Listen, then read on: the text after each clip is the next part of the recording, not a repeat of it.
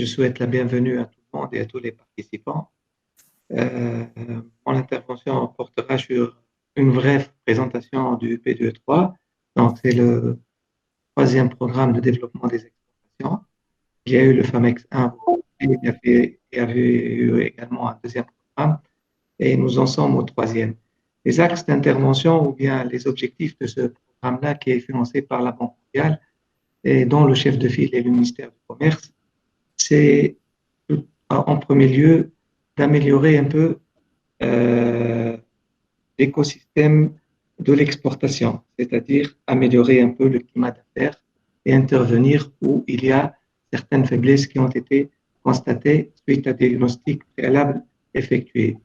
Le deuxième axe, c'est d'appuyer les entreprises et d'encourager et de pousser un petit peu les exportations à travers un appui financier illustré dans les programmes TASDIR+, dont certainement vous en avez entendu parler, et également à travers une assurance qui s'appelle Damen Finance, qui couvre un peu l'exportation avant les exportations.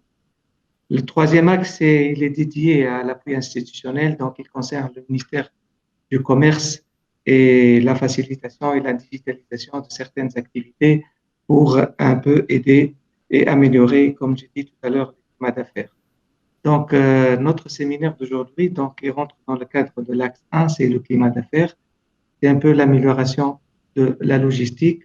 Il y a eu plusieurs chantiers qui ont été couverts et appuyés par le PTE3.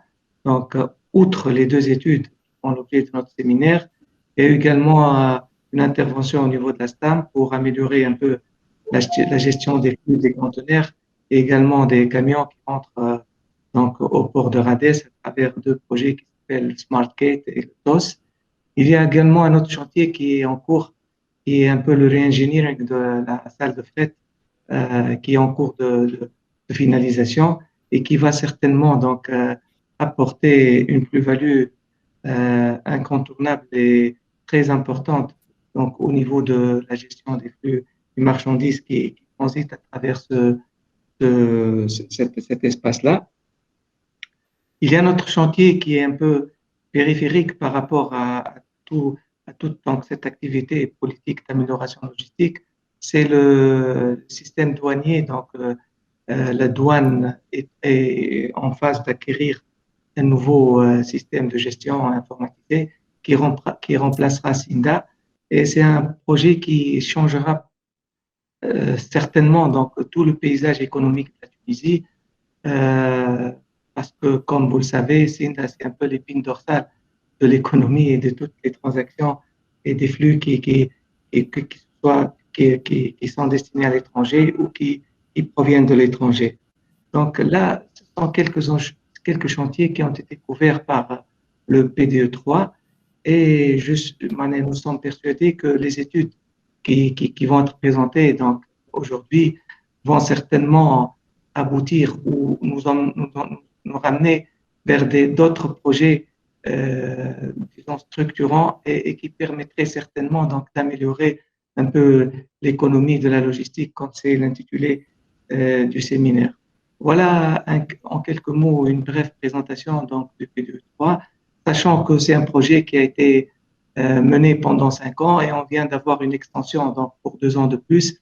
Donc le projet sera achevé le 31/12/2022 et le budget global de tout ce projet-là, il est d'environ 100 millions de dinars tunisiens, donc 36,3 millions d'euros. Voilà un peu une brève présentation du P2E3 et donc qui accompagne cette transformation donc, dans le paysage logistique de la Tunisie. Merci de votre patience et je vous renvoie la parole. C'est Mandal. Merci beaucoup. Donc, nous apprécions ces éléments, effectivement, qui remettent un peu en perspective tous les efforts qui ont été consentis par les consultants ici présents et qui ont développé une partie, en tout cas, du squelette du futur secteur transport et logistique en Tunisie. Maintenant, il va falloir élaborer dessus. Il faut qu'on puisse développer des projets, que ça prenne corps et que ça se matérialise par du progrès économique, social, environnemental et technologique, hein, n'est-ce pas? On va sans plus tarder enchaîner sur le futur cadre institutionnel et réglementaire de la logistique en Tunisie. Nous avons donc démarré avec une présentation de la composante logistique du PDE3. Maintenant, si vous voulez un peu accueillir nos amis ici présents qui ont fait cet effort de se joindre, vous présenter la stratégie, la vision stratégique de la logistique et les grands chantiers structurants que vous avez certainement développé ce matin à Bizerte. Je sais que vous étiez en déplacement en mission. Voilà, à vous. Merci. Tout d'abord, je tiens à remercier tous les participants qui sont avec nous, disons, pour contribuer, disons, aux travaux de cette conférence. Normalement, avant de commencer les aspects techniques, je tiens à remercier tous les experts qui ont participé et contribué à la réussite de cet événement sur le plan contenu. Aussi, disons, les structures concernées du ministère du Commerce qui sont chargées du suivi du programme P23, qui nous a permis de lancer certains chantiers. À propos de la stratégie concernant le développement de la logistique, c'est une stratégie qui a été adoptée depuis 2007 et qui a été actualisée en 2014. Nous avons déjà commencé, disons, à implémenter cette stratégie qui est axée essentiellement sur le développement de l'infrastructure et de l'interconnexion de cette infrastructure logistique. Et bien sûr la création de tout un réseau de plateformes logistiques qui va, disons, alléger le fardeau sur les nœuds, à savoir les ports, les aéroports et tout ce qui est voies ferrées et routes, pour, disons, un objectif de massification des flux et de maîtrise des délais et de réduction des coûts. Cette stratégie aussi comporte une composante soft qui concerne l'amélioration de la gouvernance de la logistique, donc sur le plan institutionnel, et l'amélioration du cadre réglementaire lié au développement, disons, des activités logistiques. Vous m'entendez? Oui, très bien. 5-5.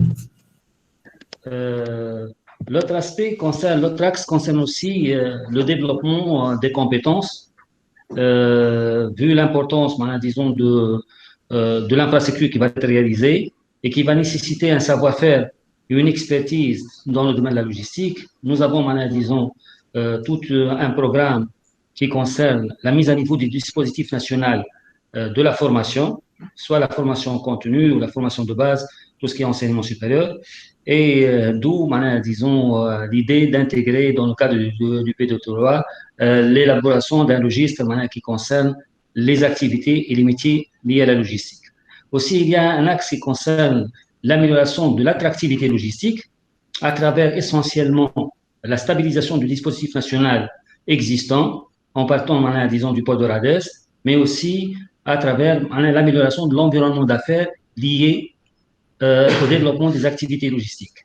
Grosso modo, ce sont des axes à travers lesquels, disons, nous avons essayé de lancer les chantiers prioritaires. Peut-être notre conférence sera une occasion pour présenter l'état d'avancement de ces chantiers, écouter la réaction, disons, de nos partenaires privés, de nos partenaires institutionnels sur les chantiers engagés.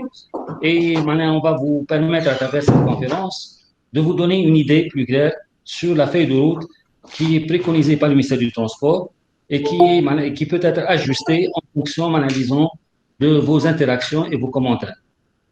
Excellent. En tout cas, merci. Sans trop tarder, je vous cède la parole pour, disons, commencer nos travaux techniques. Très bien, merci. Et on voit bien que vous êtes sur le terrain, donc bon courage pour ce que vous faites.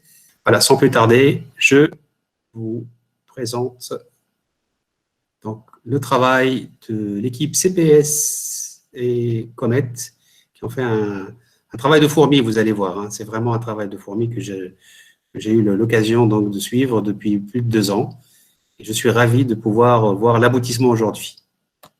La présente présentation est relative aux travaux menés par les cabinets CPCS et Comet Engineering pour l'élaboration des cadres institutionnels et réglementaires de la logistique en Tunisie. Il s'agit donc d'une présentation de restitution de l'ensemble des travaux que nous avons.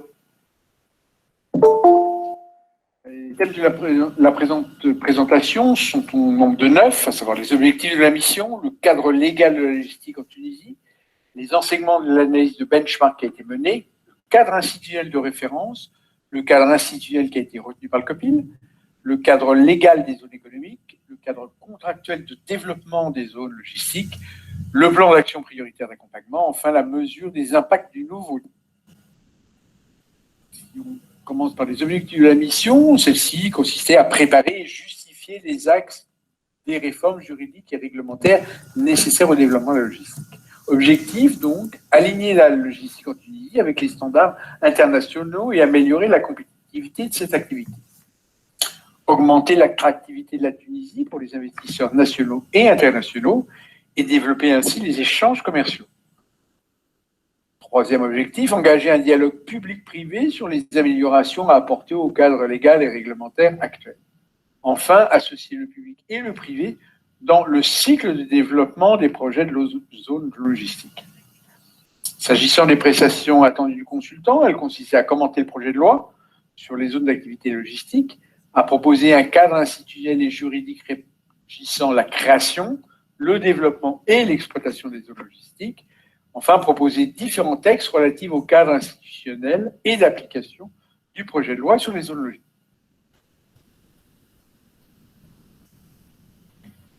La deuxième thématique concerne le cadre légal de la logistique. L'analyse de ce cadre démontre que la logistique est une activité support et annexe sans autonomie ni logique propre en Tunisie. Ainsi, la notion est traitée dans différents textes répondant aux besoins de ces textes, qu'ils soient de nature douanière, portuaire, d'investissement et autres. La logistique fait l'objet de conceptions différentes, parfois d'ambiguïté, parfois de potentielles contradictions entre les textes.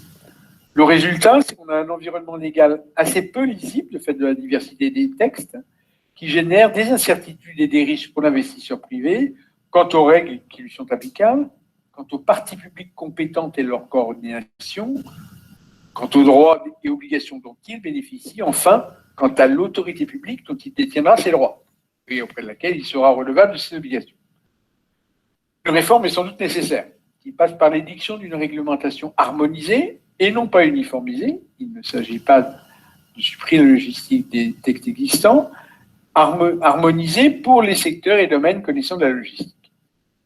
Nous avons mené une analyse de benchmark pour connaître l'état de la situation de la logistique dans différents pays, notamment dans 18 pays et sur 5 continents.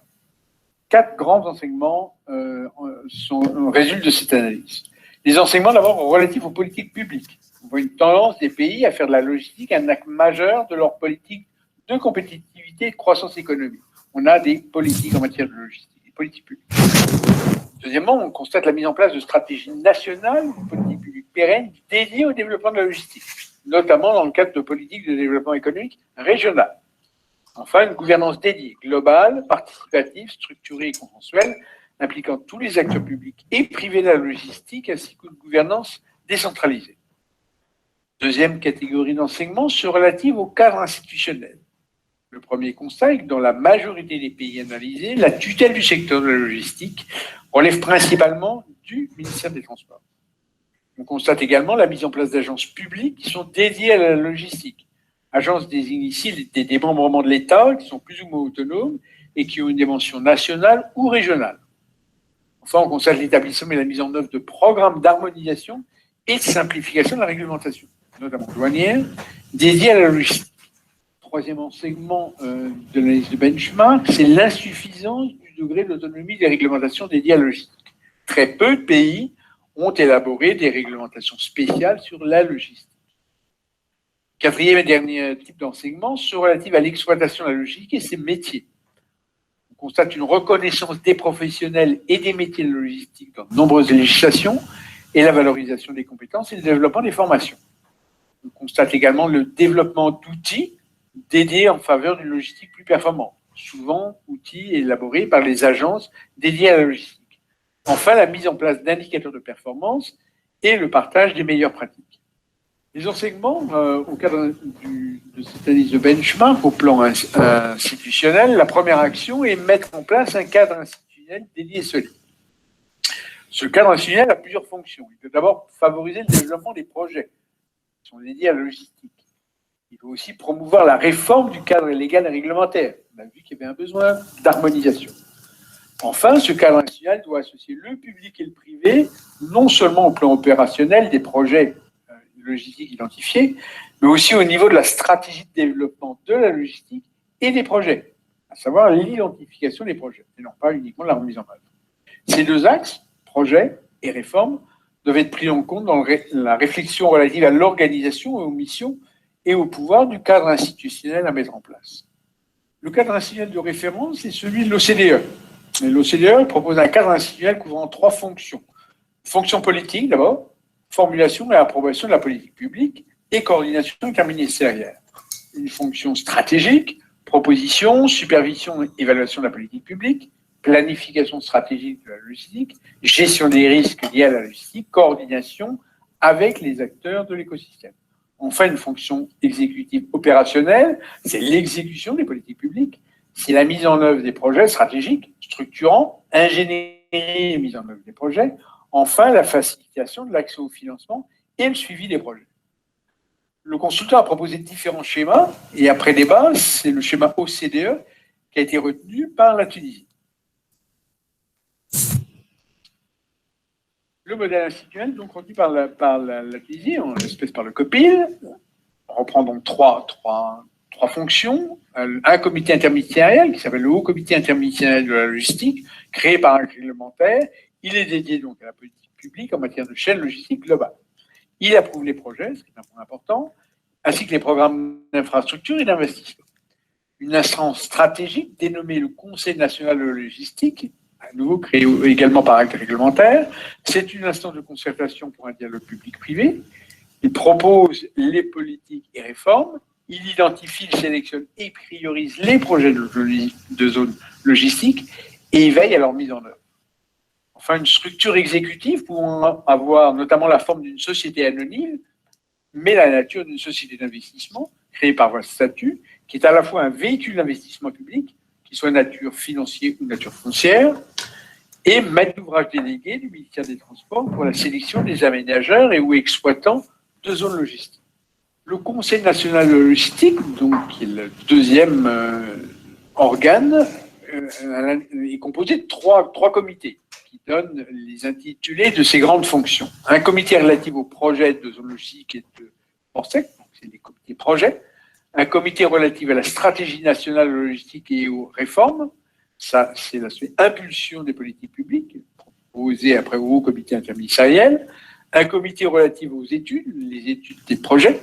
Enfin, un comité relatif aux normes et aux métiers. Qui va s'établir effectivement les normes et métiers, le tout étant porté après juridiquement par le Haut Comité interministériel qui est au-dessus du Conseil national de la logistique. La structure exécutive, quelques points détaillés, puisque c'est précisément là que va se mettre en œuvre les projets. Mettre en œuvre la commande publique, c'est-à-dire les appels d'offres, en maîtrise d'ouvrage délégué du ministère des Transports, comme maître d'ouvrage délégué pour la sélection des aménageurs et exploitants de zone. Elle assure la maîtrise d'ouvrage déléguée aussi pour toutes les composantes publiques des projets. Elle assure le montage, la conception des projets d'infrastructures complexes, financés partiellement ou totalement par les budgets publics. C'est un véhicule d'investissement public ou d'investissement public et privé. Facilite l'investissement en cofinançant les projets retenus, en nature à nouveau avec le foncier ou en numéraire avec des fonds. Elle apporte le foncier au projet, que ce soit un apport en pleine propriété ou en possession, selon la nature privée ou publique des fonciers. Enfin, elle participe au capital des sociétés d'aménagement et ou d'exploitation et de gestion des zones logistiques sélectionnées par appel d'offres. La structure exécutive est bien à la fois une structure de mise en œuvre des projets, mais aussi une structure de financement et de participation directe au projet. Ce cadre institutionnel nouveau s'intègre au cadre institutionnel existant en Tunisie, à savoir le cadre avec lequel ces trois entités vont les accords, à savoir le Conseil stratégique des PPP et l'Instance générale des PPP, notamment en ce qui concerne les études et la validation des projets de zone logistique. Création de zones logistiques peut se faire, on le verra, dans le cadre des PPP. Deuxième axe de collaboration avec le ministère des Transports et spécialement de la DGTLM, notamment ce qui concerne l'Observatoire de logistique et la passation de marché d'aménagement ou d'exploitation des zones. On l'a tout à l'heure en maîtrise d'ouvrage délégué. Enfin, le Conseil supérieur de l'investissement, l'instance supérieure de l'investissement en Tunisie, et le Fonds tunisien d'investissement, ceci en ce qui concerne l'investissement public dans les projets de zones logiques. Quel cadre légal des zones économiques? J'ai appelé cette slide le cadre légal des zones économiques parce que la Tunisie a déjà une pratique de loi sur les zones spéciales à vocation de développement économique. C'est la loi sur les parcs d'activité économique, loi de 92 modifiée. Cette loi porte sur la création et la gestion des parcs pour les activités de production et de services orientés totalement vers l'export. Elle crée un régime d'encouragement des investissements dans les parcs. Enfin, les entreprises installées bénéficient de droits réels sur leur construction. Dernier élément d'attractivité, les parcs sont soustraits au régime douanier. On voit que donc la Tunisie a une pratique de créer des zones spéciales à vocation économique, ici une vocation à l'export, qui est un modèle donc, qui peut être transposé pour les zones logistiques. Donc pourquoi une loi sur les zones logistiques? Un, c'est créer un cadre aux zones économiques tournées vers l'activité logistique, les hubs logistiques. Une loi sur les zones dédiées à la logistique et non pas une loi sur la logistique. Il ne s'agit pas de faire une loi sur une activité, mais une loi sur le type de zone économique dédiée à la logistique. On va mettre en place un cadre spécial dédié que seule une loi peut instaurer. A fortiori, s'il y a un cadre fiscal ou douanier dérogatoire. L'utilité d'une loi sur la logistique, c'est de consacrer légalement l'activité logistique comme une activité à part entière et donner un cadre au développement de cette activité, qui s'appelle les zones logistiques, et un relais de la stratégie publique la concernant. C'est coordonner, compléter ou amender les textes légaux qui traitent de la logistique, douane, port et investissement, de façon à les harmoniser et les coordonner. C'est mettre en place des schémas contractuels et organisationnels dédiés. Quel type de schéma organisationnel on peut prendre pour la création de ces zones? C'est mettre en place une gouvernance et une régulation dédiée. C'est donner aussi une assise légale pour l'édiction de réglementation sur la profession de logisticien et les professions assimilées, et plus généralement toute la réglementation technique, notamment des normes, des métiers et de l'activité logistique. C'est établir des règles claires et transparentes de sélection des promoteurs, des aménageurs et des gestionnaires de zones logistiques. C'est enfin établir des règles claires et transparentes pour l'établissement des opérateurs prestataires de services logistiques. Au sein de ces zones qui vont être développées, aménagées et gérées par des opérateurs sélectionnés par appel d'offres, il y aura des opérateurs prestataires de services logistiques qui sont les logisticiens. Une fois qu'on a défini ce cadre institutionnel, ce cadre légal, quel cadre contractuel est choisi? Alors, soit on sépare les fonctions d'aménagement et d'exploitation de zones, soit on les réunit. Si on les sépare, donc on va avoir les contrats pour l'aménagement, des contrats de construction publique ou privée, selon la nature du maître d'ouvrage. Donc on aura les règles de passation du marché public ou des marchés privés. Puis on pourra avoir des contrats relatifs à l'exploitation de ces zones, exploitation par essence privée, la logistique qui est essentiellement une activité à vocation privée, par des conventions d'exploitation. Le concédant pouvant être le plus souvent une partie publique lorsque le terrain du projet sera un terrain public.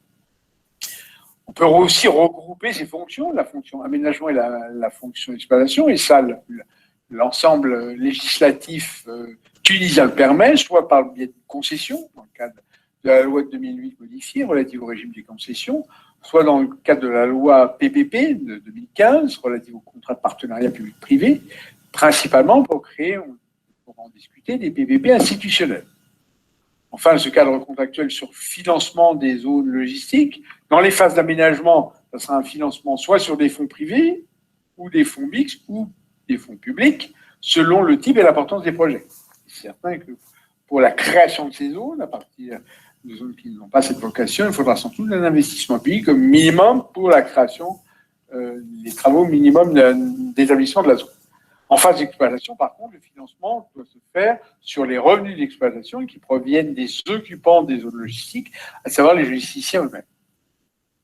Plan d'action d'accompagnement, dernière mesure. Donc, il y a dans nos rapports différentes mesures d'accompagnement. Une fois qu'on a défini tous ces cas, quelles sont les mesures d'accompagnement? Voilà. Il existe ici une liste indicative, puisqu'on en a plusieurs. Certificats, les thématiques sont la certification du prestataire de services logistiques, les fonds de garantie, les lettres de transport, l'organisation des transports terrestres, le statut d'opérateur économique agréé, le statut des transitaires, un guide de l'externalisation logistique, un remboursement des frais de transport par le faux Prodex, Un seuil de tolérance douanier pour les écarts de poids, voire les écarts de quantité.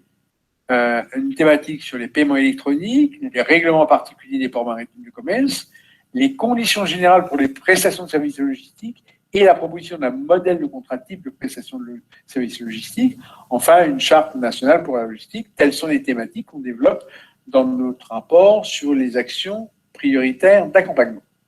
Dernier point, quel est l'impact ? Je suppose quand même qu'on ait une mesure des impacts de toutes ces mesures, le tout étant de favoriser bien sûr la logistique, mais quels sont les paramètres de ces mesures d'impact ? Donc voici plusieurs indices de mesures qui sont proposés dans nos rapports.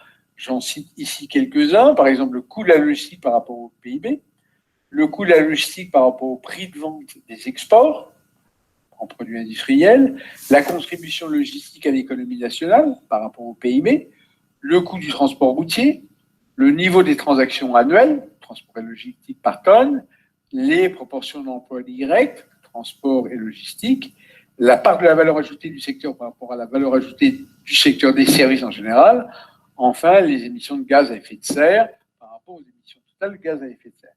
Il s'agit de prendre différents paramètres pour mesurer en quoi effectivement la mise en œuvre de cette réforme influe sur ces paramètres, influe donc sur la performance de façon générale, la performance en Tunisie. Voilà, donc c'était la présentation de nos amis donc en charge du cadre réglementaire et institutionnel. Je suppose que vous avez pu apprécier la qualité et la teneur. Donc n'hésitez pas, donc je vous invite à poser vos questions sur le chat, sur le fil du chat. En attendant de finir donc toutes les présentations, notamment celle de EY, qui a couvert, dans la continuité de cette étude-là, ou en parallèle en tout cas à cette étude-là, les aspects référentiels des métiers, des activités et tableaux de bord de la logistique en Tunisie. Donc, sans tarder, je vous présente maintenant la deuxième, sous forme de vidéo, donc la deuxième présentation prévue dans le programme.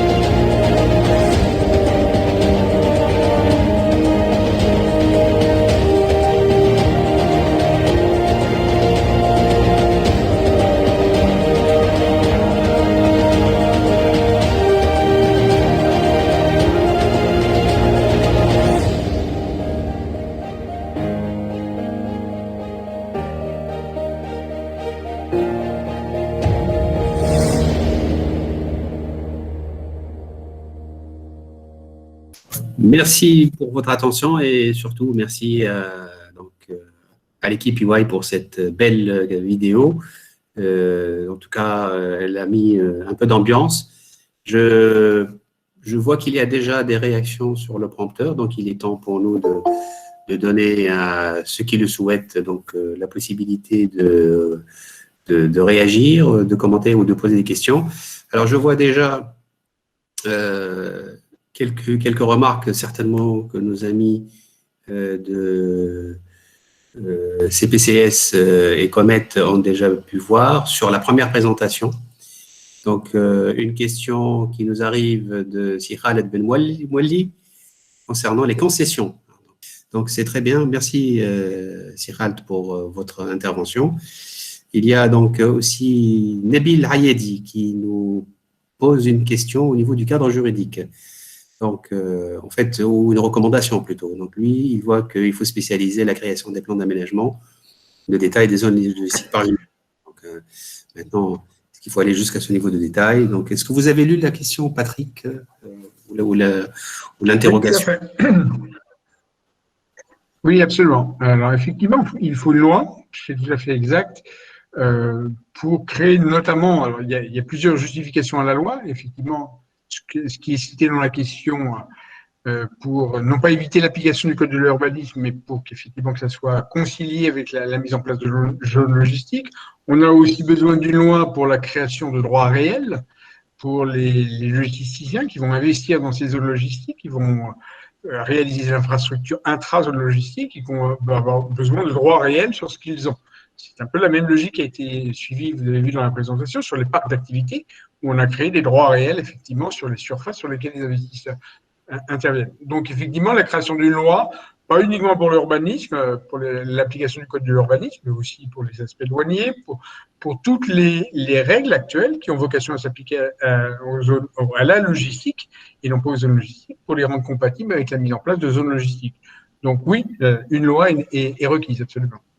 Parfait, excellent.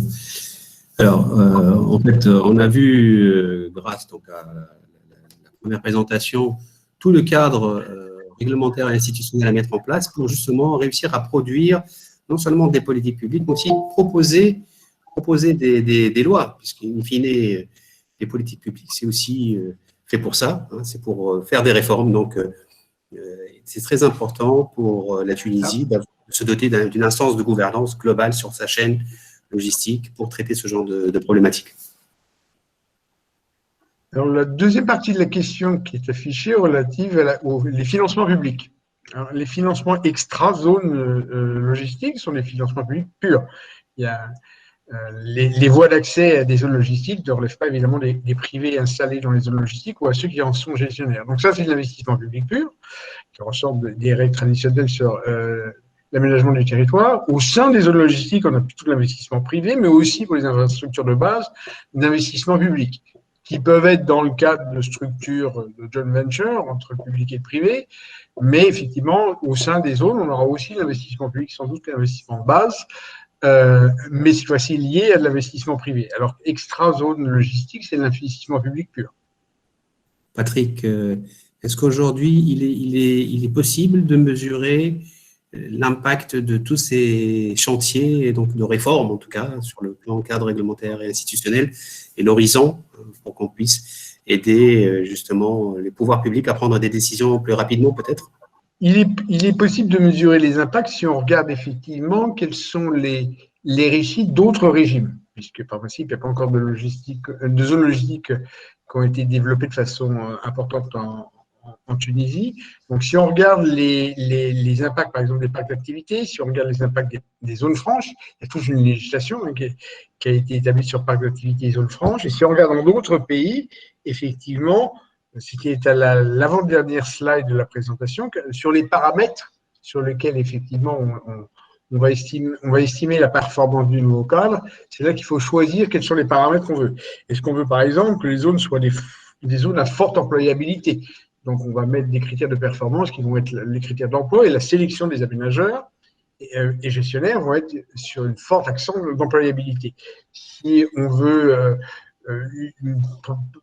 faciliter les flux, on va avoir peut-être ou faciliter des chaînes logistiques au sein des zones, on va plutôt avoir des critères de sélection sur l'interdépendance de l'interconnexion entre les différents métiers au sein des zones logistiques. Donc il y a une gamme de critères qui sont, il n'y a pas un critère performance, ça dépend effectivement de la vocation que la partie publique attribue aux zones logistiques en général ou à certaines d'entre elles, parce qu'on pourrait imaginer les critères par zone.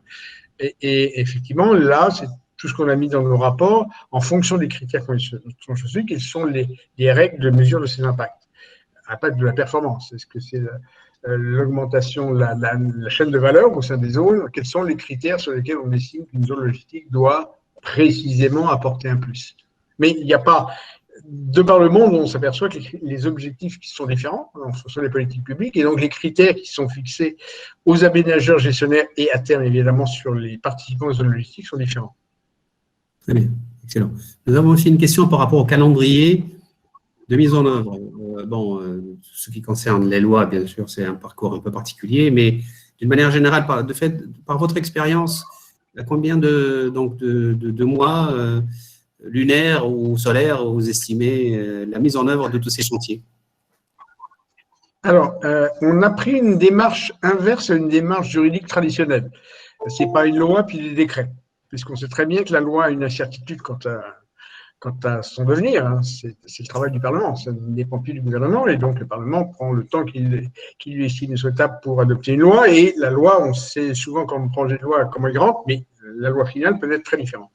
Donc, ce qui a été choisi, c'est compte tenu du fait de l'urgence des projets, mais de la dynamique et des projets. On sait très bien que ce sont les projets qui, en fait, influencent après la rapidité d'exécution des travaux législatifs, c'est de commencer par le cadre institutionnel. Celui-ci est de nature réglementaire, principalement pour les deux instances, les instances du haut, le haut comité et l'instance stratégique, et il est de nature statutaire pour la structure d'investissement, pour la structure exécutive. Donc ça, on a déjà préparé les textes. C'est une question après de décision gouvernementale de s'engager à l'adoption de ces deux décrets et à la mise en œuvre de cette structure qui est une société anonyme de droit tunisien à vocation de société d'investissement sur des modèles qui existent déjà en Tunisie. Donc c'est en question de mois, mais une question de mois dans une année. Il n'y a pas besoin. Dès lors qu'il y a la décision, c'est facile à implémenter. L'aspect légal, donc un support légal pour avoir un cadre légal d'ensemble, ça, évidemment, ça demande un peu plus de temps, puisque ça dépend du calendrier législatif, et puis de la possibilité pour le gouvernement de faire avancer ce projet selon des procédures différentes en matière législative devant le Parlement. Là, on raisonne plus, effectivement, en termes d'années. C'est sûrement pas sur l'exercice 2021. Je pense que le calendrier est déjà bien chargé, qu'on aura une loi, mais ça peut être sur 2022. Alors que les décrets de création du cadre, et les projets n'ont pas besoin d'un cadre légal. Il y a déjà suffisamment de matière. Excellent. C'est excellent, Patrick. Justement, c'est là où j'interpelle nos amis du ministère du Transport et de la Logistique. Donc, en attendant la loi, on peut démarrer le chantier, en tout cas, d'aménagement et d'exploitation de zones d'activité logistique. Il est prévu tout à l'heure, dans un instant, de présenter au moins 2 opportunités.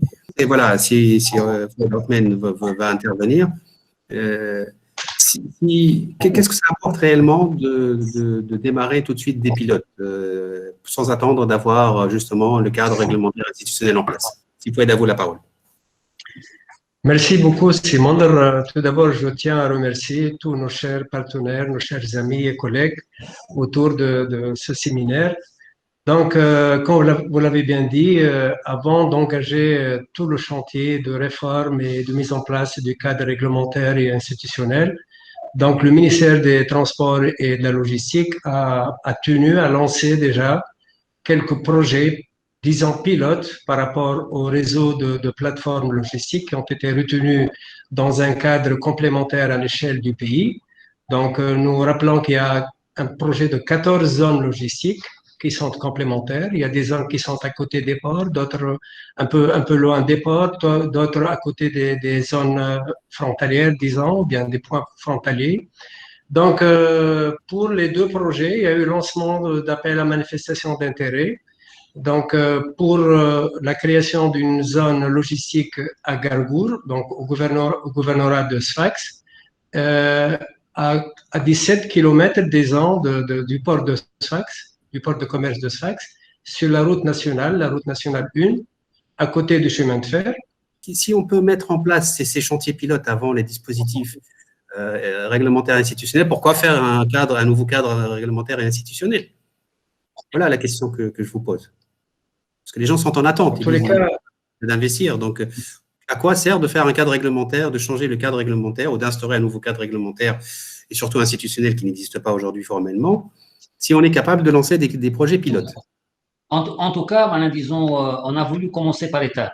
C'est-à-dire attendre le chantier juridique, ça va prendre beaucoup de temps. Vu le retard que nous avons accusé en matière d'implémentation du réseau des plateformes logistiques qui va supporter, disons, l'infrastructure liée au transport, à savoir les ports, les aéroports et la voie ferrée, on s'est dit qu'on peut, disons, lancer des projets pilotes en se basant sur les textes existants.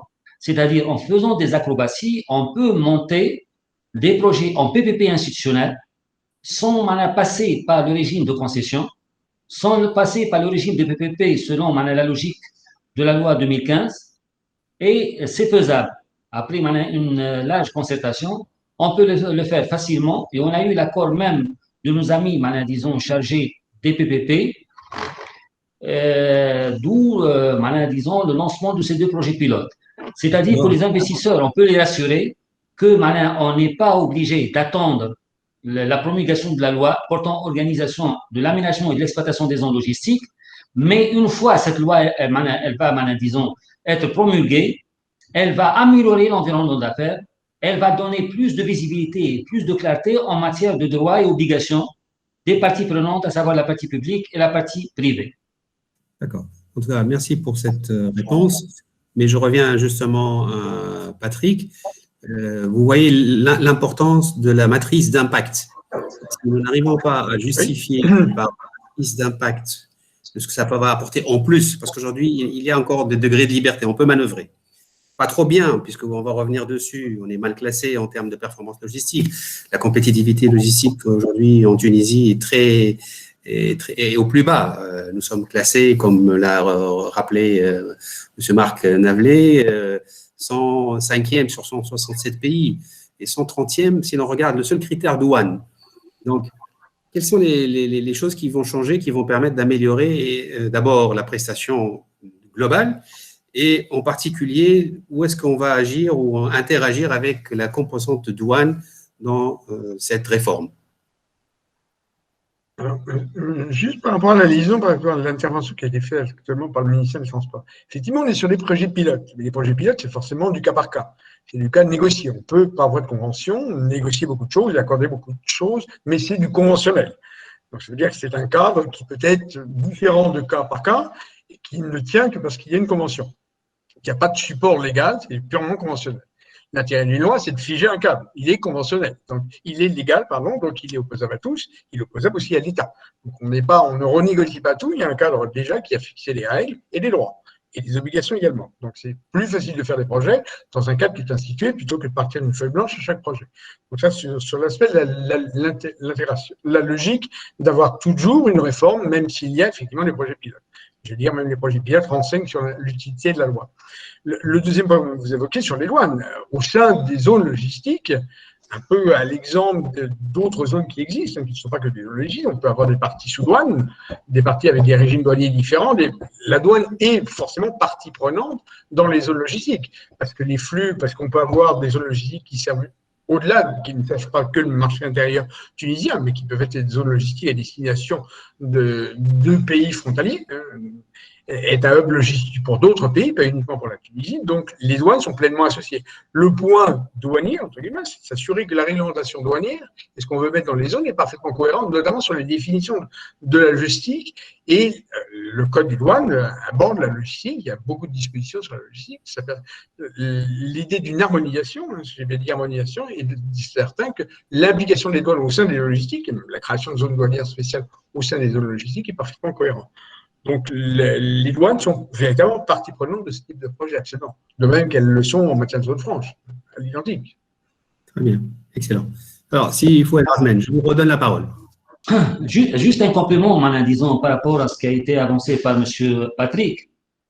Certes, la douane, disons, elle est primordiale pour, disons, assurer le bon fonctionnement des zones logistiques.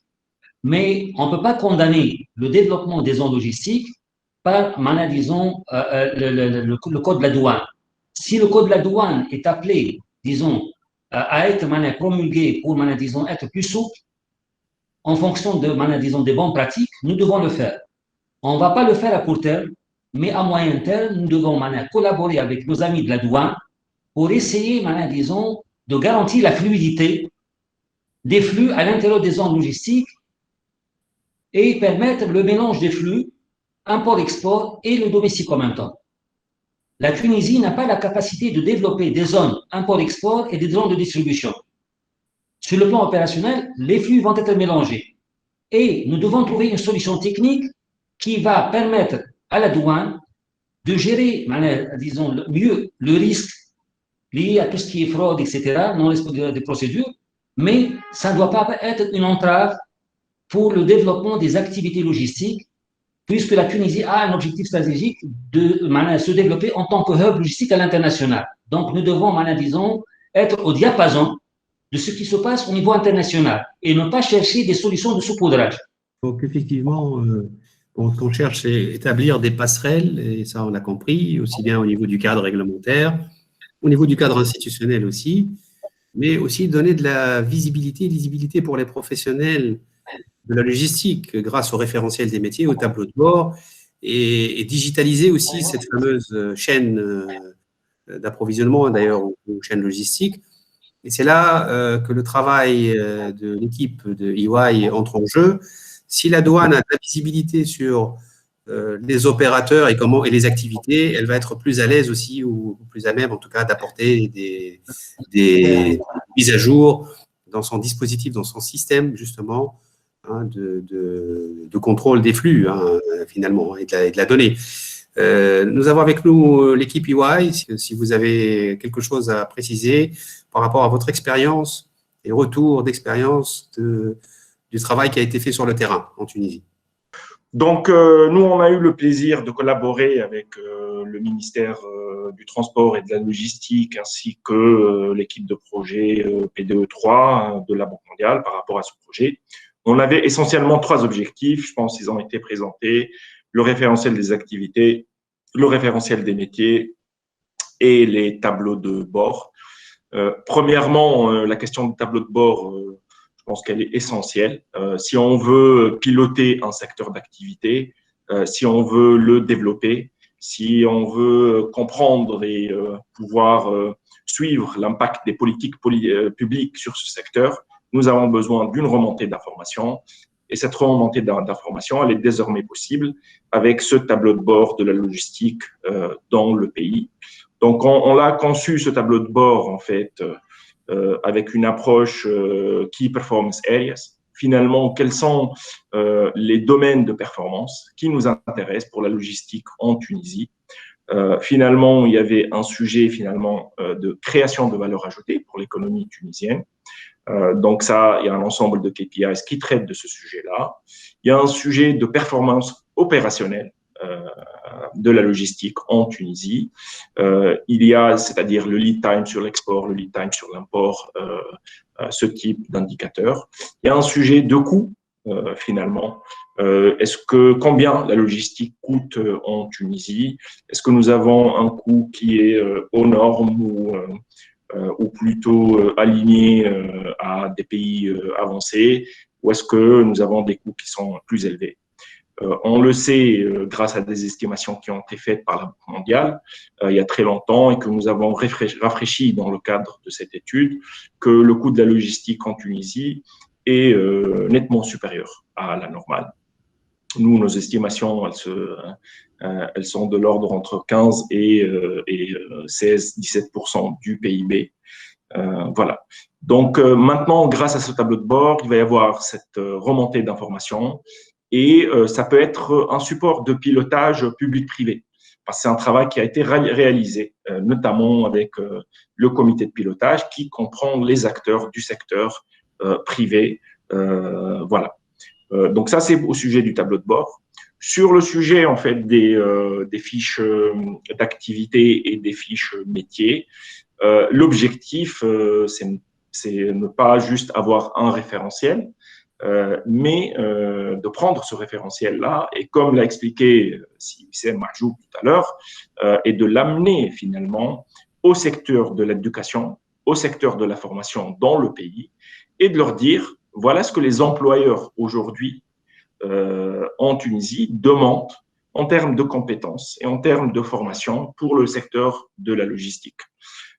Sauf qu'on ne s'est pas focalisé que sur les besoins actuels ou les exigences actuelles des employeurs, mais on s'est aussi focalisé sur les exigences futures et les métiers du futur, qui sont peut-être à un stade de développement préliminaire en Tunisie, mais qu'on espère voir décoller.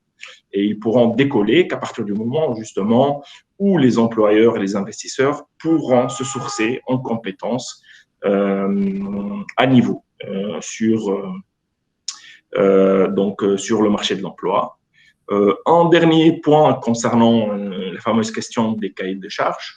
Le projet PDE3 et le ministère du Transport et de la Logistique nous a demandé de conduire une certaine réflexion par rapport au sujet de cahier de charges et notamment par rapport à des activités aujourd'hui qui ne sont pas, qui ne sont pas réglementées. Et quelle approche avoir par rapport à ces activités, telles que par exemple les 3PL ou par exemple le transport last mile. Et donc, on a conduit un benchmark qui nous a amené des pays européens, des pays asiatiques ou des pays plutôt proches en Afrique du Nord pour voir un peu, comparer un peu les approches en termes de réglementation, en termes de cahier de charge de ces activités-là. On a dégagé deux tendances qui sont confirmées. C'est qu'au niveau mondial, la tendance est vraiment à déréglementer et à sortir un peu de cette pratique de cahier de charge lourd avec des exigences en termes d'équipement, des exigences qui rentrent finalement dans la nature du métier et la pratique du métier en fait par les acteurs économiques. On voit plutôt un focus qui va vers l'honorabilité professionnelle.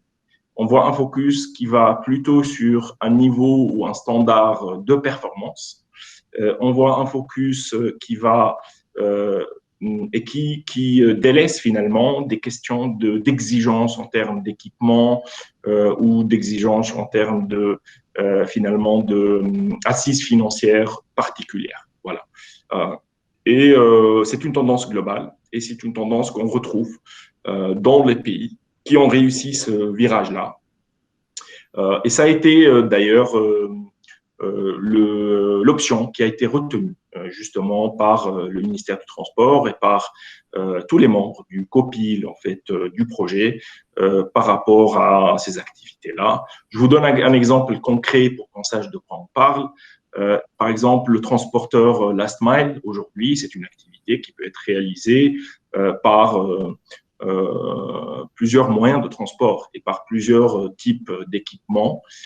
Ça ne sert pas à grand-chose finalement à venir dans le cahier de charge de cette activité-là et de spécifier quel type d'équipement ou de transport doit être exigé. Certains le feront à travers des véhicules automobiles, d'autres à travers plutôt des camions, d'autres pourront l'effectuer et on est en train de le voir notamment dans la période actuelle avec que ce soit des cyclomoteurs ou des vélos. Donc l'idée, c'est vraiment à l'opérateur économique de choisir le moyen de transport le plus approprié pour son activité et ce n'est pas quelque chose qui doit rentrer dans le cadre d'exigences en termes dans les cahiers de charges. Voilà, donc l'idée finalement, donc ça c'est l'output de notre projet. Si on veut se projeter pour la suite, l'idée clairement, c'est de faire vivre ce tableau de bord-là, parce que ce tableau de bord aujourd'hui, il est rempli et il permet une certaine remontée de l'information. Demain, il faut que ça continue à tourner, ce tableau de bord, de sorte à ce que ça puisse finalement faire remonter cette information-là. Et quand on le regardera en 2021 et en 2022, on pourra avoir cette remontée de l'information. Je pense que la question des fiches métiers, des fiches d'activité. L'idée, c'est vraiment d'entamer ce processus de dialogue avec le secteur de l'éducation, que ce soit les établissements publics ou privés, pour leur dire, voilà ce que nous, on attend d'un diplômé aujourd'hui dans le domaine de la logistique, à tous les niveaux d'ailleurs, que ce soit master, que ce soit licence ou niveau Bac+2. Et sur la question des cahiers de charges, je pense que le travail qui a été réalisé aujourd'hui, il faut qu'il passe en mode finalement version finale qui va être finalement mise à la disposition des acteurs qui vont investir et s'investir dans ces activités-là, telles que les 3PL et bien sûr le transporteur last mile. On a vu, merci Mounir pour ces précisions. Puis on a vu dans le cadre de la réforme du cadre réglementaire et institutionnel, il y a de nouveaux métiers qui apparaissent. Et par chance, ou je ne sais pas, en tout cas, je suppose qu'il y a eu des concertations. En tout cas, on vous a poussé à le faire. J'espère que vous aurez aussi l'occasion de lire les rapports de chaque partie. Les nouveaux métiers sont clairement donc identifiés dans votre rapport, le rapport sur le référentiel des métiers et des activités, et ils sont demandés explicitement dans le rapport sur le cadre réglementaire et institutionnel. Donc, je vous invite à échanger encore davantage vos informations de toute façon pour la suite, puisqu'a priori, le PDE 3 continue avec un PDE 4, hein, si j'ai bien compris. Aujourd'hui, on ne peut pas développer la performance logistique sans aller vers la digitalisation, donc que ce soit de l'activité elle-même, mais aussi de toute la chaîne qui est reliée à la logistique, amont et aval. Donc, et on s'aperçoit qu'aujourd'hui, les rôles doivent changer. Et en particulier, il y a le rôle de TTN qui a été à plusieurs reprises évoqué, à part le fait qu'on gère l'alias transport, il est appelé aussi à gérer des indicateurs. Donc, c'est bien comme ça que ça a été vu, Mounir. Hein. Donc, peut-être un petit mot sur l'évolution du rôle de TTN, que ce soit du côté réglementaire, institutionnel, et aussi au niveau observatoire. Vous m'entendez, Mondar ? C'est Khalil, ah oui, bien sûr. Oui, bonjour. Désolé, j'avais une coupure Internet. Oui, je confirme. En fait, TTN, déjà, bonjour à tous. Khalil Melek, manager EY. Oui, la TTN représente effectivement la principale source de données pour le tableau de bord. En fait, on avait 5 indicateurs de performance qui vont être développés par la TTN. Et à terme, on l'espère, si on arrive à mettre en place le tableau de bord qui sera dynamique et totalement automatisé, il y aura peut-être une synthétisation des données de la part de TTN en temps réel qui vont être affichés à terme dans le ministère du Transport. Donc, ces indicateurs, ils concernent bien sûr le lead time à l'import, à l'export, plusieurs autres indicateurs qui vont être activés suite à la généralisation de l'alias transport. Voilà, Mondar. Autre chose qu'on souhaiterait bien mettre en avant pour les activités logistiques, c'est la recommandation en fait qu'on a émise qui concerne l'activité de 3PL. Si on parle de coût de la logistique, si on n'arrive pas à intégrer les activités logistiques dans un seul prestataire, ça serait difficile de réduire le coût à l'échelle nationale. Donc, pour atteindre l'objectif de l'intégration des activités logistiques, nous avons émis des recommandations pour la création de l'alias 3PL. Donc là, il y a des détails techniques. Pourquoi on a opté vers une liasse? Parce que les 3PL, ils couvrent toute la chaîne de valeur logistique. Donc, ça prend l'entreposage, ça prend le transport, ça prend la distribution et parfois, ça va même dans le last mile delivery. Et aussi la gestion de toute la chaîne logistique sur le plan technique, sur le plan informationnel. Donc voilà, nous avons émis cette recommandation de l'IAS 3PL. On pousse vraiment à ce que ça soit mis en place et que ça soit chapeauté par la Direction générale du transport multimodal et de la logistique en coopération avec les associations professionnelles à l'instar de l'ASLOC. Voilà, merci Mondar. Très bien, merci pour cette précision. Sifouet, est-ce que vous pouvez nous parler aussi peut-être de TTN et du rôle de TTN dans le futur, dans ce cadre, dans le dispositif qu'on souhaite mettre en place? dans tous les cas, TTN, avec l'expérience déjà vécue, a constitué un bon support pour le développement des échanges, donc que ce soit pour le commerce extérieur ou bien pour l'aspect transport et essentiellement transport maritime, donc formalités portuaires et formalités maritimes, essentiellement au port d'Oradès. Donc, pour l'aspect logistique dans le sens global, TTN peut étendre donc ses services pour donc gérer tout ce qui est supply chain, donc au sens plus large. Donc, ça peut constituer donc un bon champion national pour cet aspect-là. Donc, puisqu'il y a donc des flux, c'est un échange multiflux, multiservice. Donc, il y aura plusieurs plateformes. Donc, l'aspect digitalisation et échange donc d'informations est essentiel. Donc, le TTN peut jouer ce rôle donc à l'échelle nationale et peut être aussi un bon homologue à l'échelle internationale pour échanger avec d'autres partenaires et d'autres plateformes à l'échelle internationale. Donc, voilà, je pense que mes collègues de TTN peuvent dire beaucoup plus que ça. Pratiquement, avec l'Alliance Transport, on est arrivé à pratiquement à dématérialiser les flux de tout ce qui est procédure à l'import au port d'Oradès. Progressivement, on va vers la dématérialisation des procédures à l'export. Pratiquement, par la suite, on peut généraliser sur l'ensemble des ports. Le fret aérien aussi, le projet qui a été financé dans le cadre de PD3 constitue une plateforme importante pour développer des échanges de flux entre les parties prenantes au niveau du fret aérien.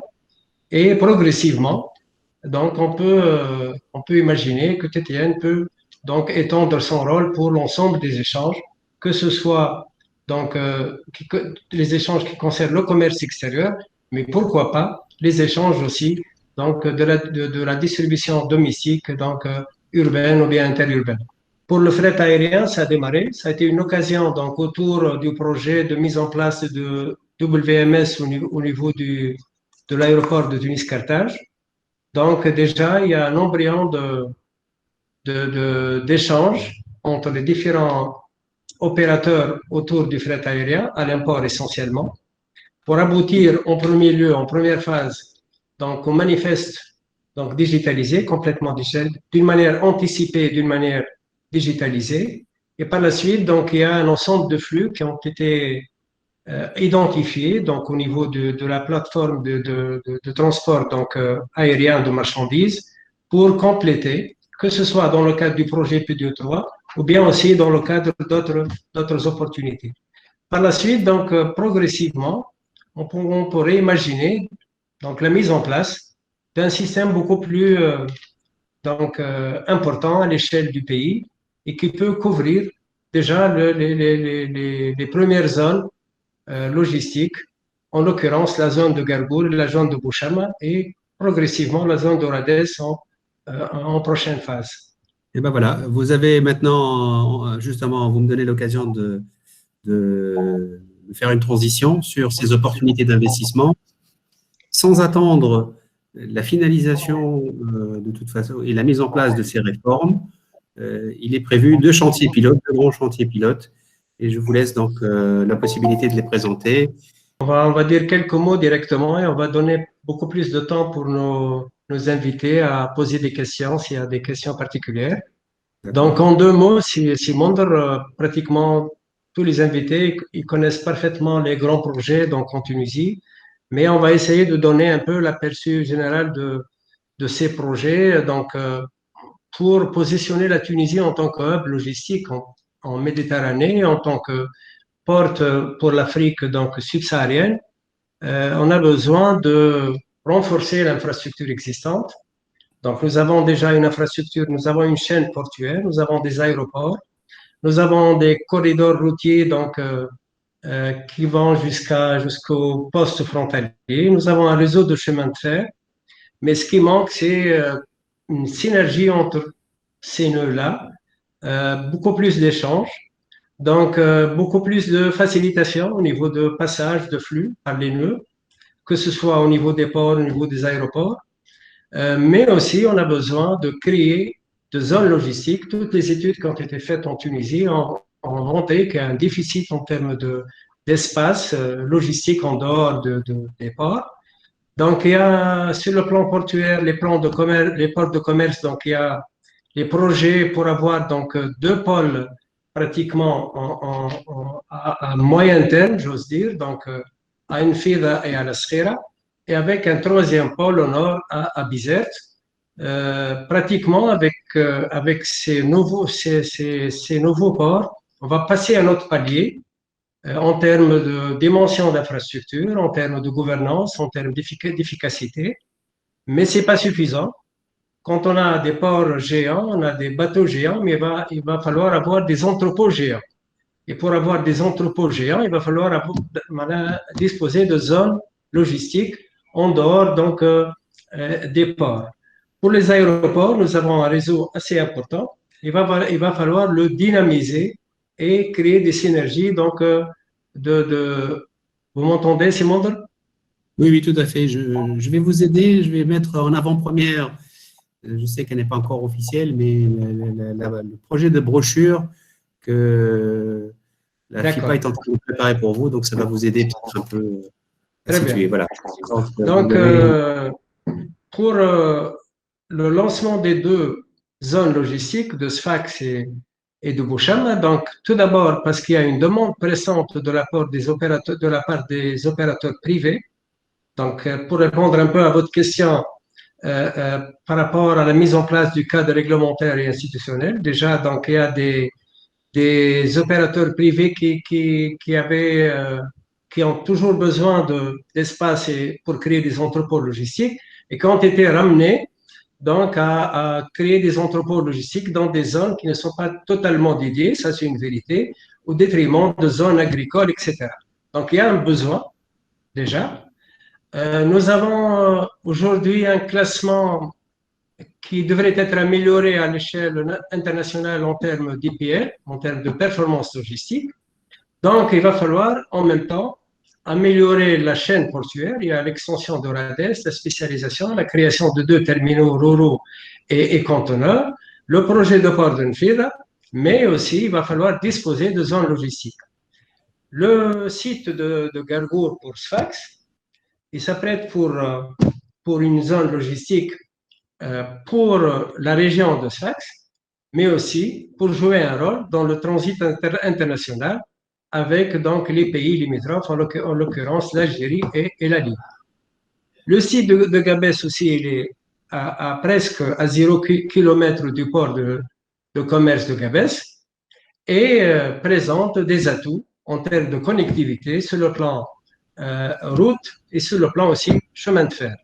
Donc ces deux projets ont été lancés, comme l'a dit Sylvie tout à l'heure, en PPP institutionnel. Déjà, donc, par anticipation, par rapport à toute la réforme, à tout le process, que ce soit sur le plan institutionnel. Par la suite, normalement, donc, la structure exécutive qui sera créée prendra la relève pour donc continuer la mise en place et jouer le rôle donc de vis-à-vis avec les futurs investisseurs. Donc, ça ne se contredit pas avec la démarche et la mise en place qui a été déjà entamée en termes réglementaires et en termes institutionnels. Et ça donne un signal fort pour les investisseurs qu'on a déjà commencé la mise en place et la création de zones logistiques. Parce qu'il faut être, comment dirais-je, clair avec les partenaires privés. Ils ont besoin de visibilité, de clarté, de date. Ils ont tant attendu la création d'une première zone logistique. Aujourd'hui, en Tunisie, on n'a pas de zone logistique. On a presque, on peut dire, on a 0 zone logistique. On a des entrepôts, mais qui ne sont pas dans des zones logistiques dédiées. Donc, on ne bénéficie pas de la massification, on ne bénéficie pas des services communs, on ne bénéficie pas de toute l'infrastructure que crée une zone logistique au service donc des flux et au service donc comment dirais-je de l'optimisation de la chaîne globale logistique. Donc voilà, c'est pour cela on a lancé des projets Gargour et de Bouchem pour répondre à des attentes très proches pour donner un signal fort aux investisseurs. Bien sûr, la saturation de ces zones-là peut prendre un délai un peu plus important, mais l'essentiel, c'est d'entamer déjà la réalisation des infrastructures, que ce soit sur le plan intra au niveau des zones et au niveau donc extra pour ramener toutes les nécessités donc pour le développement des zones logistiques. Très bien. Merci Sifouet pour cette présentation. Je pense qu'il y a certainement des questions autour de ces deux projets pilotes. Donc, je rappelle, ce sont des projets pilotes qui sont initiés sans attendre la mise en œuvre de la réforme ou des réformes attendues sur le plan réglementaire et institutionnel. Donc, cela veut dire qu'il y a des conventions en direct avec les soumissionnaires ou avec les prestataires qui vont gérer ces chantiers-là. Une question qui me vient à l'esprit aujourd'hui, est-ce que vous avez déjà préparé le cadre de cette convention? Est-ce que vous savez exactement quel type de PPP vous allez mettre en place, avec quelles conditions, quel cahier des charges précis, quel modèle économique pour ces zones, et comment vous allez aussi apporter le financement, éventuellement la contribution de l'État dans le financement d'une partie ou des travaux ou du chantier de construction. Concernant ce point-là, disons, nous avons conçu un modèle de PPP institutionnel gagnant-gagnant, à travers lequel l'investissement sera réparti en fait en trois parties. Tout ce qui est extramuros sera pris en charge par l'État. La partie viabilisation de la zone sera prise en charge par la future société de promotion de la logistique qui va chapeauter tout le réseau de plateformes logistiques, en commençant par les deux projets pilotes, à savoir Gargour et Boucham. Et le secteur privé va contribuer, disons, à l'aménagement, disons, primaire en termes de voirie secondaire et construction des entrepôts logistiques. Le contrat ou le cadre contractuel pour ces deux projets-là sera, disons, un cadre contractuel en PPP qui n'est pas régi ni par la loi sur les concessions, ni par la loi sur les PPP de 2015. Donc, c'est le droit commercial, c'est un contrat d'exploitation de longue durée, où le vis-à-vis du secteur privé sera à terme la société de promotion de la logistique.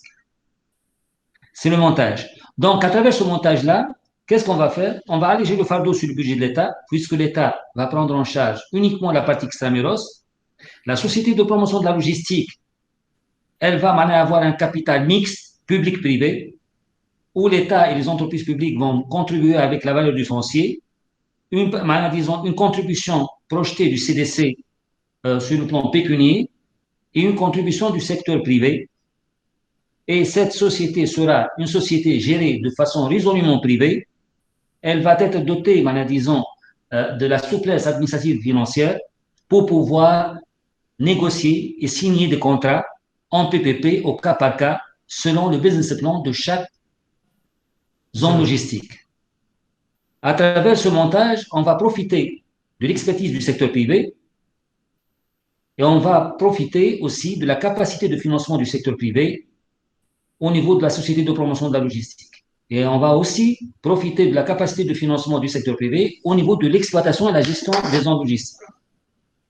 C'est un schéma disons, qui a eu disons, beaucoup de discussions. Et en fonction de la spécificité disons, du contexte tunisien, à savoir le marché de la logistique, les problèmes de finances publiques, disons, l'expertise du secteur privé tunisien et la possibilité d'avoir des partenariats avec disons, des experts et disons, des sociétés dans le domaine de la logistique, donc nous permettent plus ou moins d'adopter ce modèle-là qui, à notre avis, c'est un modèle réfléchi qui pourra à terme, disons, aboutir à des objectifs palpables à travers le développement de projets pilotes comme celle de, disons, Gargour et Boucham. Une question par rapport à ça, Wissem. Est-ce que les modèles économiques de ces zones-là ont été établis formellement?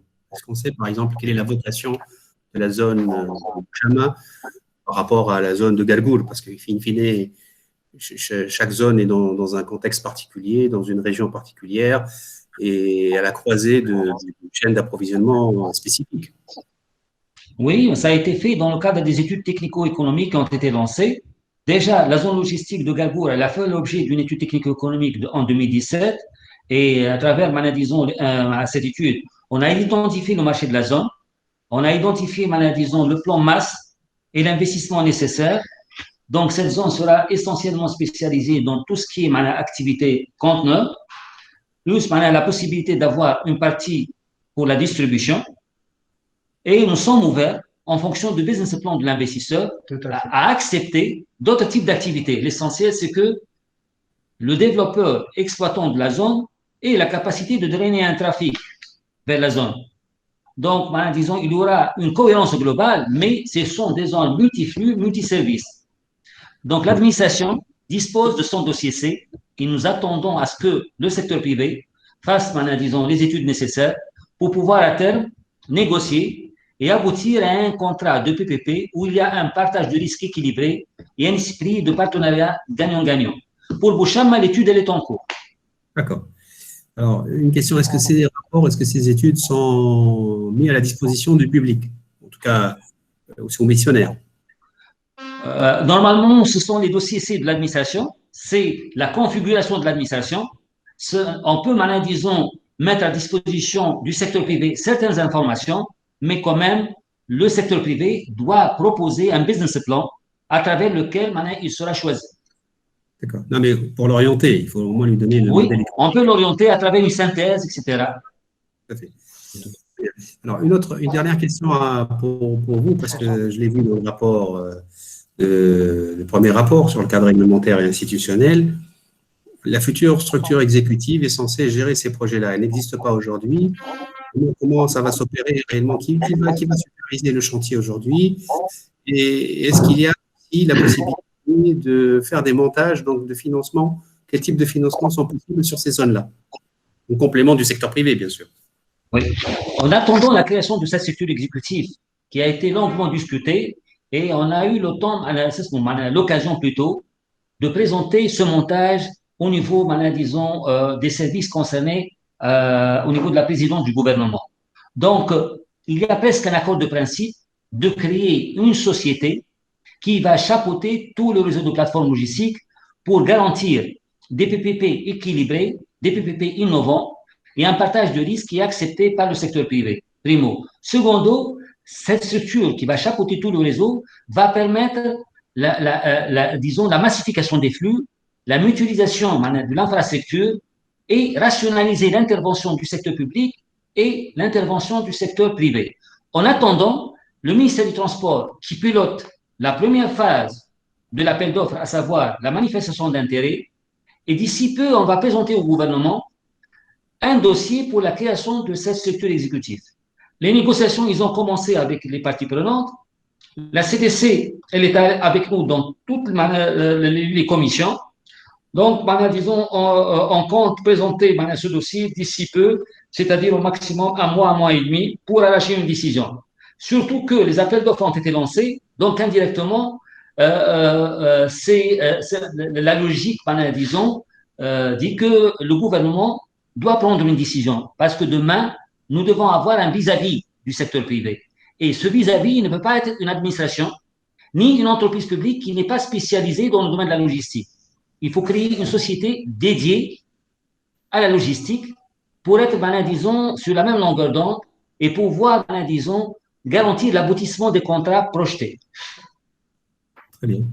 Vous avez vu aussi donc, sur le prompteur une réaction de Sinébil Hayati pour la zone de Galgour. Donc, il parle donc, du fait qu'elle soit sur la délégation d'Argerb, territorialement parlant. Donc, zone de développement régional, c'est une zone prioritaire. Alors, il demande, ou il fait remarquer qu'il est nécessaire d'insérer les activités logistiques dans le cadre de prise en charge au titre du développement régional. Donc, est-ce qu'il y a un cumul par rapport aux privilèges qui sont donnés aux investisseurs dans une zone d'activité logistique par rapport à la notion de zone de développement régional? Actuellement, ce qui est acquis pour le développement des zones logistiques, c'est qu'au niveau du code d'investissement, on a pu convaincre nos amis du ministère de l'investissement pour considérer les zones logistiques comme des zones à vocation nationale, comme des projets à vocation nationale.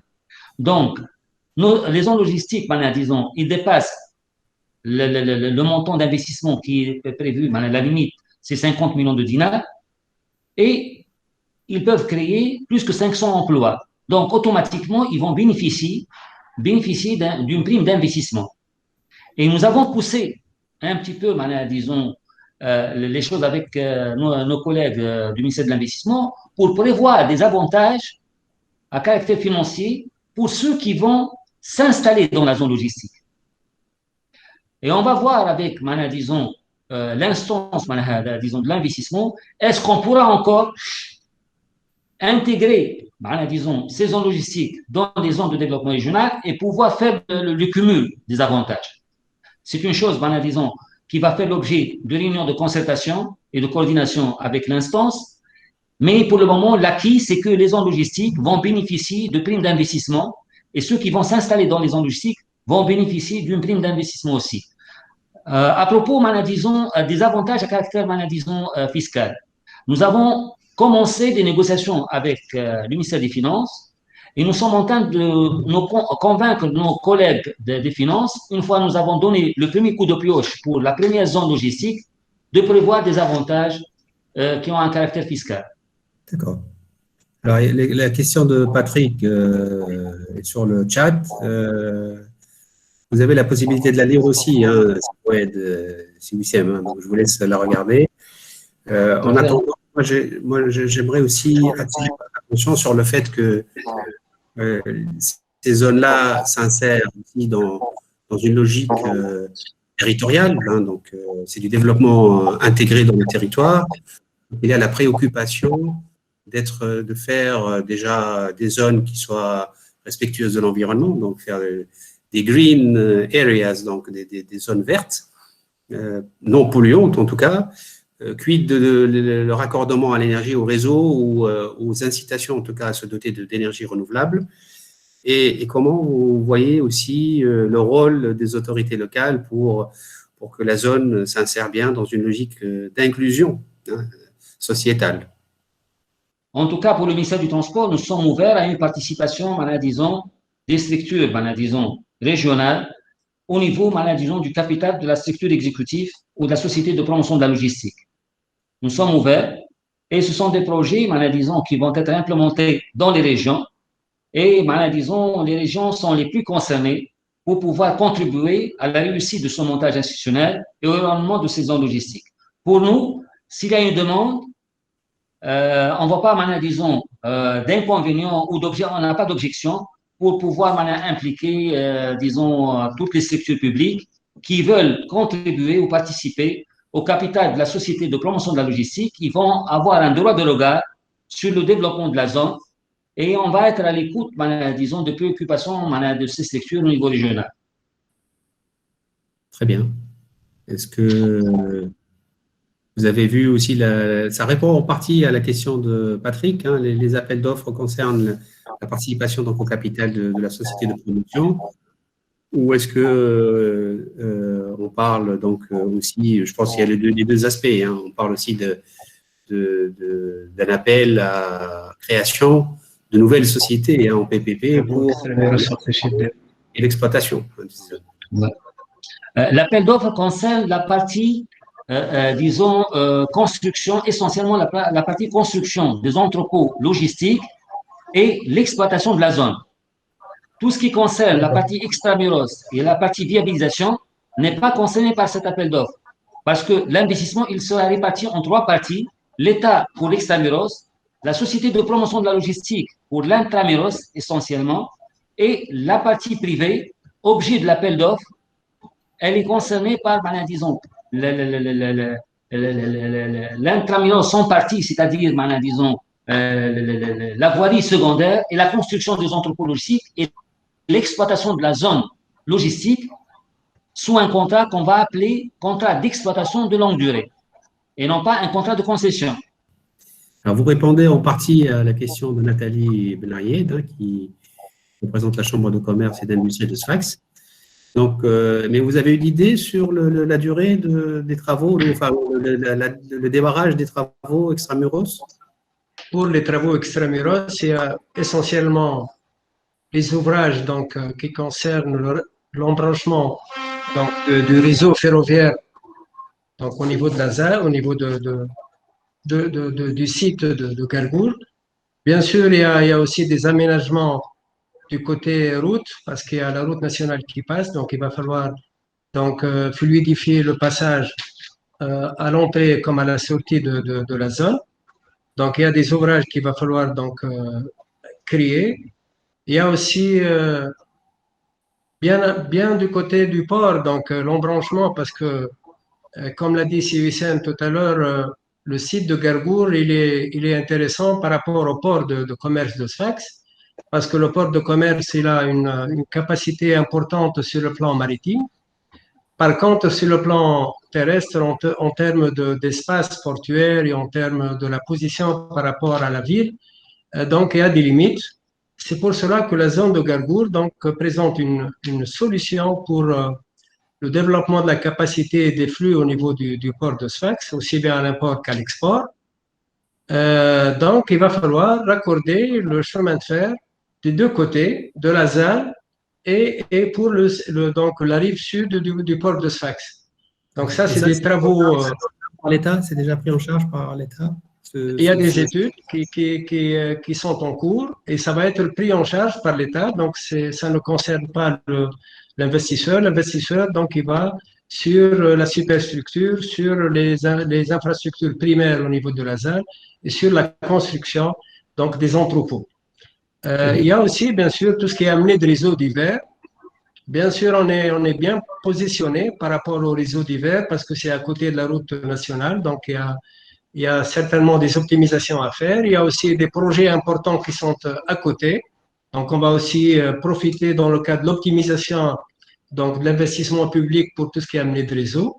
En termes de calendrier, on n'a pas de date exacte, mais en fonction donc des résultats de l'appel à manifestation d'intérêt, bien sûr, l'engagement de la part de l'État donc sera en place et normalement un calendrier donc sera mis en place entre la partie publique et entre les investisseurs dans le cadre de la convention pour donc arriver en même temps à la première phase d'exploitation de la zone de Gargour. Voilà donc pour le moment ce qu'on peut dire sur l'extramuros. Juste un point, disons, avant de clôturer, disons, cette question-là. Puisque, disons, nous avons lancé les appels d'offres. Donc, on a eu le feu vert du gouvernement pour lancer ces appels d'offres. Donc, il y a un engagement de l'État en matière de réalisation de ce projet-là. Si, par exemple, ces deux appels d'offres aboutissent au choix d'un développeur exploitant de la zone, automatiquement, disons, les travaux vont être engagés, les travaux d'extramuros. En termes d'optimisation, on ne peut pas engager les travaux d'extramuros sans connaître, disons, l'existence d'un investisseur qui est intéressé par ce projet-là. Si, par exemple, on arrive, à travers cet appel d'offres, à avoir un investisseur potentiel qui est intéressé, automatiquement, les travaux d'extramuros seront programmés et le coup de PO sera, disons, donné au niveau de l'extramuros et au niveau de la viabilisation de la zone. En tout cas, je suppose que vous êtes en contact avec le cluster Sfax Logistics qui réunit pratiquement les ténors de la logistique et du transport localement dans la région en tout cas, et ils seront certainement d'une aide précieuse si vous souhaitez approfondir un peu cette question-là. Donc, en termes de planification surtout, parce que je crois que la question, c'est aussi quel schéma directeur pour la région de Sfax, et ça ne dépend pas uniquement du ministère du Transport. Juste un point, on parlait les travaux extramuros, donc responsabilité de l'État, financement de l'État. On peut aussi imaginer en fonction de l'importance des travaux intramuros, les travaux d'aménagement, qui est aussi une participation publique, lorsque précisément le projet n'est pas viable si tous les travaux sont à la charge du privé. Ce qu'on fait en général, c'est effectivement qu'on crée une SPV, public-privé. Dans cette PV, il pourrait y avoir la société de promotion qui viendrait pour le financement de certaines parties publiques des travaux. On l'a fait dans d'autres pays où effectivement, ce qui permet de laisser à la SPV la conduite des travaux sur financement public et en même temps des travaux sur financement privé dans le cadre de la SPV. Car parfois, la viabilité du projet ne supporte pas que tous les travaux de viabilisation des terrains intramuros soient le fait du financement privé. Donc, je crois qu'il ne faut pas exclure le fait qu'en intramuros, il puisse aussi avoir une part de financement privé dans les infrastructures de base. Absolument, absolument. En tout cas, merci pour cette intervention. Merci à tous ceux qui s'intéressent au sujet. Les chantiers sont multiples, ils sont à plusieurs niveaux. Ils ne sont pas uniquement au niveau réglementaire ou institutionnel. Ils sont aussi sur la coordination entre les différents ministères et parties prenantes, entre secteur public et secteur privé. Nabil Ayed y fait aussi la remarque par rapport à la nécessité d'engager aussi un PORSEC. Et je crois que relier les infrastructures existantes et les interconnecter et fait aussi partie des chantiers engagés par le ministère du Transport et de la Logistique. Peut-être donner plus de clarification et de visibilité sur les projections futures, sur la stratégie du ministère, qui ne peut de toute façon pas être exécutée uniquement par le public. Donc, la nécessité de faire appel aux opérateurs économiques. Voilà, il nous reste 3 minutes pour conclure. J'aimerais faire une petite synthèse rapide de ce qui a été vu. Nous avons vu la teneur et la portée de cette réforme du cadre réglementaire et institutionnel de la logistique en Tunisie. Nous avons bien retenu qu'il s'agit en fait de dispositions qui concernent 2 niveaux.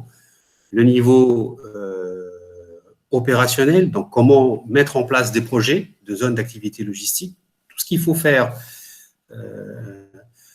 que ce soit au niveau réglementaire, organisationnel, institutionnel, pour que ces zones d'activité logistique voient le jour, tout en s'insérant dans un paysage déjà assez riche en Tunisie de zones à juridiction spéciale, ou zones économiques, comme Patrick l'a appelé tout à l'heure. Donc, aujourd'hui, on est en Tunisie à la croisée des chemins. Donc, rajouter une nouvelle typologie de zones économiques spéciales se justifie par plusieurs éléments, notamment le mode de gestion, le mode d'investissement et le mode d'exploitation derrière de ces zones-là, qui est très différent de ce qui existe par ailleurs. Et donc, le rapport contient effectivement beaucoup de choses très intéressantes. Merci beaucoup pour ce travail minutieux et ce travail donc sur plusieurs mois, même années, sur plusieurs années, qui donne réellement la teneur de ce qui nous attend en Tunisie au niveau réglementaire institutionnel comme légale structure. Donc, en plus de l'infrastructure et de la superstructure, c'est la légale structure qui va donc, c'est la couche manquante, et j'espère qu'on saura tirer profit de ce rapport-là. Les parties prenantes sont là pour ça, et merci pour cet effort incroyable. Pour la partie référentiel des métiers et référentiel des activités et tableau de bord, il y a eu un travail exceptionnel aussi qui a été fait, un effort sur plusieurs mois et plusieurs années aussi, en parallèle, qui vient compléter justement le paysage de la logistique.